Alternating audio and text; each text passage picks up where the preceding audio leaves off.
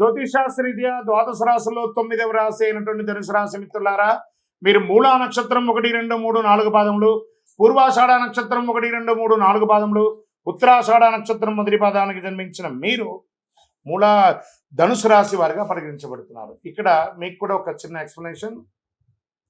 అర్ధాష్టమ శని వచ్చింది, మాకేమో అయిపోతుందని కొన్ని వీడియోస్ చూసి నాకు మెసేజ్ ఇస్తున్నారు. మిగతా రాశులన్నీ మీకు అనుకూలంగా ఉన్నాయి కాబట్టి భయపడాల్సిన అవసరం లేదు. ధనుసు రాశి వారికి మంచి ఫలితాలు వస్తాయి.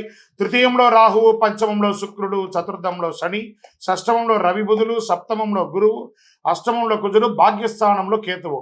అర్ధాష్టమ శని యొక్క దుష్ప్రభావాలను బృహస్పతి మరియు రాహు సహాయముతో, శనిగ్రహానికి బృహస్పతి యొక్క చతుర్దశ కోణం, బంధువర్గ సహకారంతో చక్కటి వివాహ సంబంధాలు లభిస్తుంది. వ్యక్తిగత వైవాహిక జీవనంలో కూడా అపార్థాలు తొలగి విందు వినోదాల్లో పాల్గొంటారు. విలువైన వస్తువులు లభిస్తాయి. నూతన ప్రణాళికలు సిద్ధం చేసుకుంటారు. ఉద్యోగుల్లో సహోద్యోగులు మరియు ఉన్నతాధికారుల నుండి మెరుగైన మద్దతు, తక్కువ పనిభారం ఉంటుంది. ఆశించిన ఫలితాలను పొందుతారు. నూతన కాంట్రాక్టులు, విదేశీయ జీవనం కోసం ప్రయత్నం చేసే వాళ్ళకి మంచి అవకాశం ఉంటుందని చెప్పచ్చు. నూతన పరిచయాలు, సమాజంలో గొప్ప వ్యక్తుల పరిచయాలు పెరుగుతాయి. ఆర్థికమైనటువంటి ఇబ్బందులన్నీ కూడా బయటపడతాయి.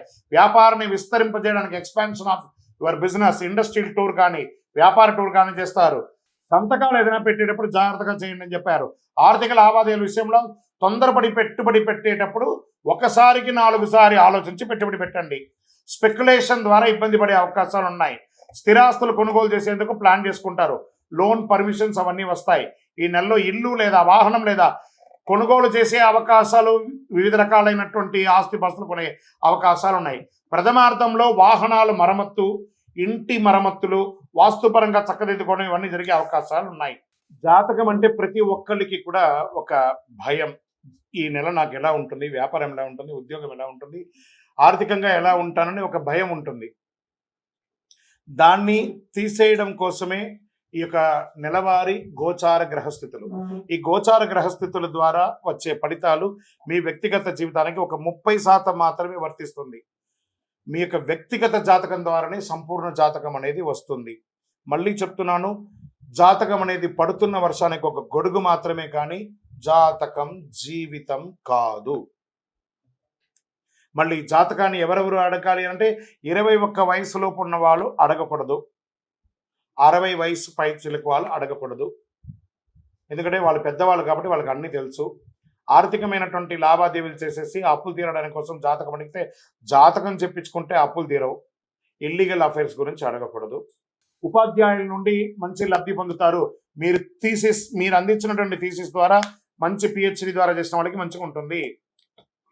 వేరే నగరాల్లో, వేరే దేశాల్లో స్థిర నివాసం ఉండే వాళ్ళకి ఇది ఒక మంచి అవకాశం అని కూడా చెప్పచ్చు. H1B కానీ, గ్రీన్ కార్డు కానీ, పర్మనెంట్ వీసా కానీ, సిటిజన్షిప్ కానీ ఇది ఒక మంచి సమయం అని కూడా చెప్పవచ్చు. రాజకీయ నాయకులకి ఇది మిశ్రమ కాలంగా చెప్పచ్చు. షేర్ మార్కెట్ మిశ్రమం. మీడియా రంగం వారికి బాగుంటుంది. ఐటీ రంగం వారికి కూడా చాలా బాగుంది. వివాహం కాని వారికి వివాహాలు వచ్చే అవకాశాలు ఉన్నాయి. అదృష్టం రోజులు 5, 7, 10, 13. అదృష్ట సంఖ్యలు 5, 6. చంద్రాష్టమం 27వ తారీఖున 1:40 ఉదయం నుండి 29 6:30 ఉదయం వరకు చంద్రాష్టమం ఉంటుంది. కాబట్టి చాలా జాగ్రత్తగా ఉండాలి. మీరు చేయవలసినటువంటి పరిహారం, సుదర్శన మహామంత్రాన్ని పారాయణం చేయండి. ఆర్థిక సంబంధ ఇబ్బంది పొందడానికి తిరుపతికి వెంకటేశ్వర స్వామి వారికో లేదా మహావిష్ణు క్షేత్రానికో లేదా సత్యనారాయణ చేయండి. లలితా సహస్రనామం, విష్ణు సహస్రనామం పారాయణం చేస్తూ ఉండండి. చక్కటి ఆరోగ్యాన్ని కాపాడుకోవడానికి ఆదిత్య హృదయాన్ని పారాయణం చేయండి. అతి శక్తివంతమైనటువంటి 48 రోజులు పూజ చేసినటువంటి కరుంగాళి మాలను ధరించండి. ఆరోగ్యంగా ఉండండి, ఐశ్వర్యంగా ఉండండి, విజయంగా ఉండండి. అన్ని దోషాలు తొలగండి. మీ యొక్క కులదైవం దగ్గర మీ యొక్క వయస్సు ఎంత ఉందో అన్ని దీపాలు వెలిగించండి. మీ యొక్క వ్యక్తిగత జాతకం తెలుసుకోవాలనుకుంటే కింద కనపడుతున్నటువంటి నంబర్కి మీ పేరు, date of birth, time of birth, place of birth WhatsApp చేయండి. విజయోస్తు.